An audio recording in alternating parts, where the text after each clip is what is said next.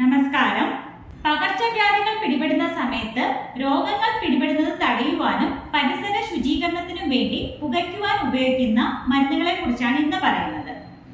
ഞാൻ doctor Sreelakshmi VS, chief medical officer, Srihari Ayurveda clinic and Panchakarma centre, Pallimukku, Odanavattam. ആദ്യം തന്നെ നമ്മുടെ വീടുകളിൽ അവൈലബിൾ ആയിട്ടുള്ള മരുന്നുകൾ ഏതൊക്കെയെന്ന് നോക്കാം. തുളസിയില, വേപ്പില, മഞ്ഞൾ, കായം, കടുക്, നെയ്യ് ഇവയാണ് വീടുകളിൽ അവൈലബിൾ ആയിട്ടുള്ള മരുന്നുകൾ.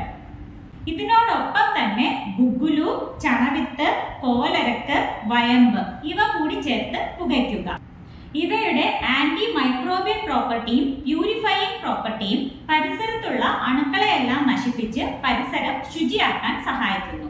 ഇവയുടെ പ്രൊട്ടക്റ്റീവ് പ്രോപ്പർട്ടി പകർച്ചവ്യാധികൾ തടയുവാൻ സഹായിക്കുന്നു. ഇതുകൂടാതെ ഇന്ന് മാർക്കറ്റിൽ അവൈലബിൾ ആയിട്ടുള്ള അപരാജിത ധൂപചൂർണവും പുകയ്ക്കുവാനായി ഉപയോഗിക്കാവുന്നതാണ്. വീണ്ടും മറ്റൊരു വീഡിയോയിൽ കാണാം.